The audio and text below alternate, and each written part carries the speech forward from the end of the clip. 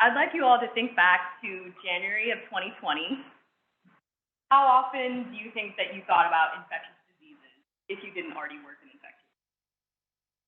Maybe if you were ill yourself or you were getting a flu shot, but fortunately for us here in the US, it wasn't really a daily concern for most of us.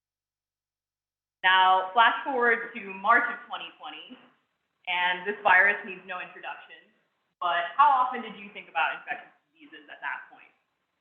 Probably if you're like me on a daily basis, if not many more times than that. And while my talk is not about COVID-19, what COVID-19 has shown us is that infectious diseases have an impact on our daily lives beyond health alone. We've seen the social, cultural, and political implications of infectious diseases and pandemics on our world. What it's also shown is that there are existing health disparities in our world, and it's also highlighted the individual risks that we have for infectious disease that are dependent on our own attitudes and behaviors.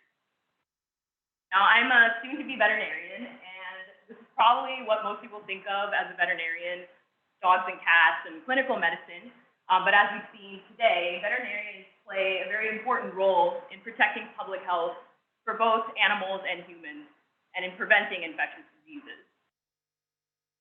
My research here as a student at Ohio State has focused on identifying infectious disease risks, specifically in zoonotic diseases, or those that spread from animals to humans.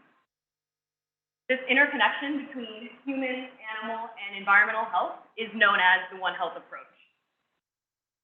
In 2019, I traveled to South Africa with the Global One Health Initiative here at Ohio State to look at a community, like many communities around the world, that stands at this critical interface between humans, animals, and the environment, as well as the social realities that weave these three.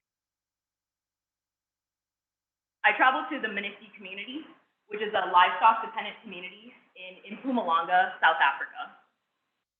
This community is at the border of a transfrontier conservation area, which includes the Kruger National Park, which is an area that has many protected wildlife species.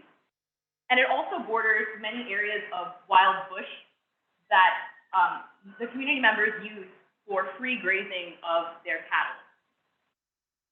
Previous research conducted in this area by my advisor, Dr. Amanda Berrien, has shown that 77% of acute febrile illnesses in this community could be attributed to zoonotic pathogens, including those that could be transmitted from ticks or other insect vectors, wildlife, and rodent exposure.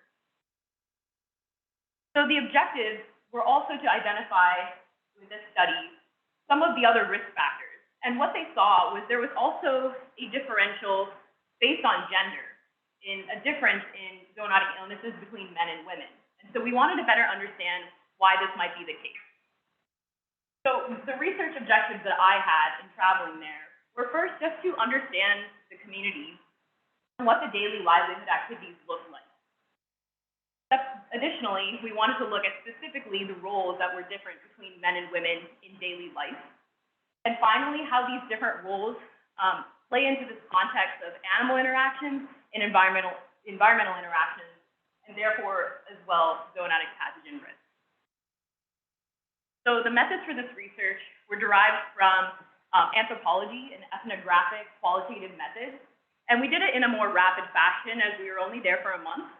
But the first component of this was to do direct observations in the community, just to understand what daily life is like, what people's roles were, and to observe animals and the environment in the context of people's interactions.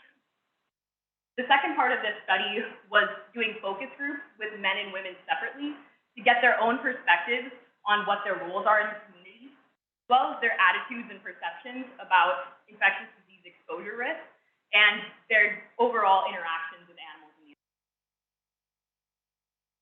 One of the main findings, of course, is describing this gender differential between the gender roles in the community. And the first thing we saw was that there was one based on the animal interaction. So men in the community were more likely to do cattle handling and husbandry, well as working away from the home or away from the community.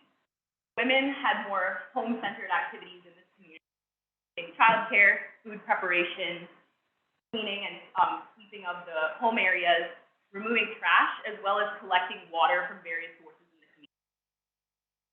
We also saw general attitudes that were expressed about some concerns that community members had related to environmental changes. One of these being water scarcity and access in the community. This is a global problem that we know is existent, but specifically in the Manistee community, we observed mainly women having to travel far distances to collect water, such as this woman in this photo, in areas that are on the outskirts of villages that they have to travel farther, and also puts them in more interaction with these wild areas where there's cattle grazing and wildlife. So this is a potential additional exposure that is increased over time. There was also a lot of concern expressed over the degradation of land in the community, specifically access to grazing land for cattle. Cattle are very important cultural and economic resource in the area. And so there was a lot of concern, having availability to graze their animals, the health of their animals, as well as the need for animals to graze farther to have access to land, potentially commingling with other herds from other communities. This also caused people in the community to have to accompany these animals further into these wild areas where there could be potential. So why is this all important? Well, first, having this larger picture of what the community looks like and the interactions between humans, animals, and the environment helps us bring context to what the infectious disease situation is in this community in regards to possible zoonotic pathogen risk. If we want to develop intervention strategies and prevention strategies, we have to understand what the context of the community is in order for it to be a sustainable and long-term solution. Additionally, having these interviews and having the direct interaction with the community members, we get their firsthand perspective of what the main concerns are. And identifying some of those environmental concerns also helps us better understand what some of those infectious disease challenges are going to be in the future. Overall, the Manistee community lives One Health on a daily basis, and I think that it's about time that we all embrace this as well. This picture is from one of the last days in our fieldwork, and I was with the community animal health workers in the blue, as well as the woman in the center. She had offered her daycare center for us to conduct a focus group. When I was thanking her for her time, she said to me, "We give what we have, even if it's small." And I think that that sentiment really plays into what the whole purpose of One Health is. It's about collaborating with those that are outside of our own fields and silos. It's about fostering understanding with those who may be different from us and may have a differing viewpoint. And overall, it's about embracing the community's direct perspective and leading and working in our research and in our science with compassion for the community. I hope that overall, we can continue to embrace One Health in our research and work in infectious disease, but also in our daily lives, as we will need this approach as we continue to tackle the greatest global health and infectious disease challenges that we'll face in the future.